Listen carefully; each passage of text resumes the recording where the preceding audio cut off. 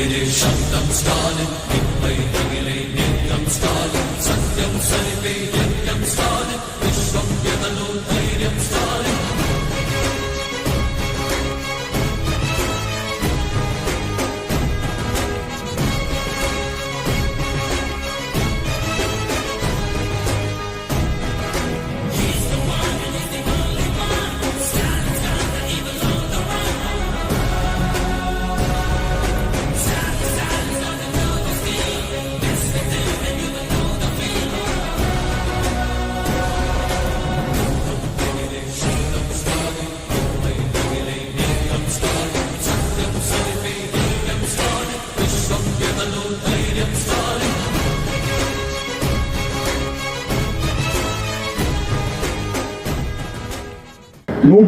ఇళ్ళు పోయే పరిస్థితి ఈ బ్రిడ్జ్ వల్ల ఉంటుండే.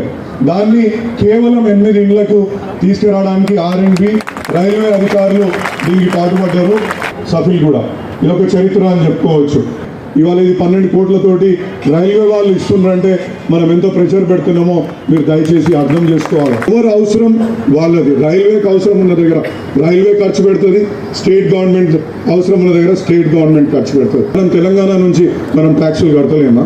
ఇవాళ 4% జనాభా ఉన్న తెలంగాణ 7% జీడిపికి మన తెలంగాణ దేశ జీడిపికి కంట్రిబ్యూట్ చేస్తుందంటే మన రాష్ట్రం ఎంత ముందు ఉంది.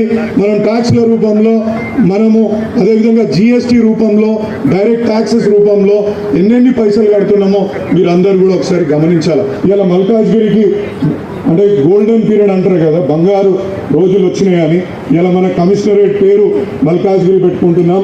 ఇలా జోనల్ ఆఫీస్ని ఇవాళ మన మల్కాజ్గిరికి వచ్చింది. రేపు రాబోయే మున్సిపాలిటీ కూడా మల్కాజ్గిరి మున్సిపల్ కార్పొరేషన్గా మనకు వస్తుంది అని చెప్తున్నాం. ఎంపీ పేరు మల్కాజ్గిరి, ఎమ్మెల్యేది మల్కాజ్గిరి, జిల్లా పేరు మల్కాజ్గిరి.